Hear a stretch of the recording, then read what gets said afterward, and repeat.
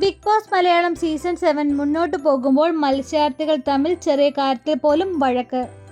അനുമോളും ജിസേലും തമ്മിൽ ഇന്ന് ചായയുടെ പേരിലായിരുന്നു വഴക്കുണ്ടായത്. അനുമോളുടെ ചായ നല്ലതാണെന്ന് ബിൻസി അഭിപ്രായപ്പെട്ടപ്പോൾ എനിക്ക് അനുവിൻ്റെ ചായ ഇഷ്ടമല്ല, എനിക്ക് എൻ്റെ ചായ വേണമെന്ന് ജിസേൽ പറഞ്ഞു. ഇത് അനുമോൾക്ക് ഇഷ്ടപ്പെട്ടില്ല. എൻ്റെ ചായ നല്ലതാണെന്ന് ഇവിടെ എല്ലാവരും പറഞ്ഞതെന്ന് അനുമോൾ മറുപടി നൽകി. എന്നോട് അങ്ങനെ പറഞ്ഞിട്ടുണ്ടെന്ന് ജിസേൽ. ഇതിൻ്റെ പേരിൽ അനുമോളും ജിസേലും തമ്മിൽ വഴക്കായി. രണ്ടുപേരും ചായ സ്റ്റവിൽ വെച്ചിട്ടുണ്ട്. ജിസേലിൻ്റെ ചായ തിളച്ചു, ഓഫ് ചെയ്തു എന്ന് അനുമോൾ പറഞ്ഞു. എൻ്റെ ചായ തിളച്ചെന്ന് ജിസേൽ. ഇതോടെ അനുമോൾ ഗ്യാസ് ഓഫ് ചെയ്തു. ഇതിൻ്റെ പേരിൽ വഴക്ക് നടന്നു. ഇതിനിടെ അഭിശ്രീ കയറി ഇടപെട്ടു. രണ്ടുപേർക്കും കളിക്കാനുള്ളതല്ല ഇതെന്ന് പറഞ്ഞ അഭിശ്രീ ബഹളം വെച്ചു. സ്ക്രീൻ സ്പേസ് വേണ്ട അഭിശ്രീ മനഃപൂർവ്വം പ്രശ്നമുണ്ടാക്കുവാണെന്ന് അനാവശ്യമായി ദേഷ്യപ്പെട്ടുവെന്ന് വിമർശിക്കുന്നുണ്ട്. അപ്പാനി ശരത്ത് സമാന വിമർശനങ്ങൾ നേരിടുന്ന മറ്റൊരാളാണ്. അനീഷ് എന്ത് പറഞ്ഞാലും അപ്പാനി ശരത്ത് തിരിച്ച് ദേഷ്യപ്പെടുന്നു. ഇത് പ്രേക്ഷകർക്കധികം ഇഷ്ടപ്പെട്ടിട്ടില്ല. ഇന്നലെ എപ്പിസോഡിൽ ഒന്നിലേറെ തവണ അപ്പാനി ശരത്ത് അനീഷിനോട് ദേഷ്യപ്പെട്ടു. അപ്പാനി ശരത്തിൻ്റെ ദേഷ്യവും ബഹളം വെക്കലും നടന്ന ഷോയിൽ ദോഷം ചെയ്യുന്നുവെന്ന അഭിപ്രായങ്ങളുണ്ട്.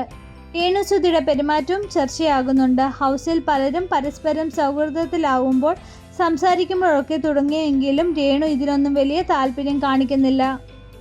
അതേസമയം തനിക്കെതിരെ സംസാരിച്ച് ശക്തമായി പ്രതികരിക്കുന്നുമുണ്ട്.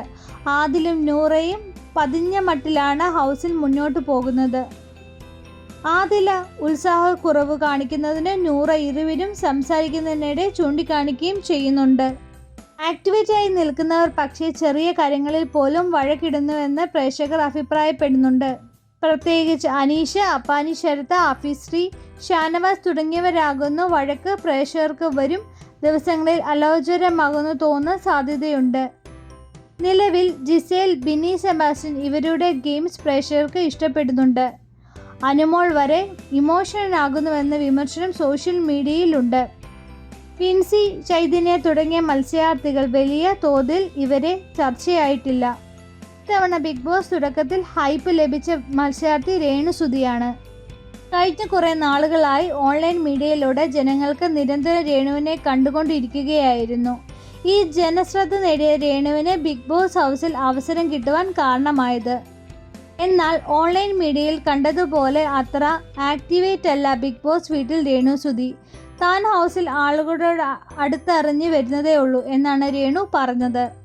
രേണുവിന് പിന്തുണ നൽകിക്കൊണ്ട് കുടുംബം ഒപ്പമുണ്ട്. ഭർത്താവ് നടൻ കൊല്ലം സുധി മരിച്ചതോടെ ജീവിതം വഴിമുട്ടിയ സാഹചര്യത്തിലായിരുന്നു രേണുസുധി രംഗത്തേക്ക് കടന്നു വന്നത്. സുധിച്ചേട്ടൻ്റെ ആഗ്രഹമായിരുന്നു ബിഗ് ബോസ് പ്ലാറ്റ്ഫോം. രേണു പറയുന്നുണ്ട്. ബിഗ് ബോസിലൂടെ രേണുവിനുള്ള നെഗറ്റീവ് ഇമോഷൻ മാറുമെന്നുള്ള കാഴ്ചയാണ് കാണാൻ കഴിയുന്നത്. ന്യൂസ് വേഗത്തിൽ അറിയാൻ വേണ്ടി ചാനൽ ഒന്ന് സബ്സ്ക്രൈബ്, ലൈക്ക്, ഷെയർ ചെയ്യുക.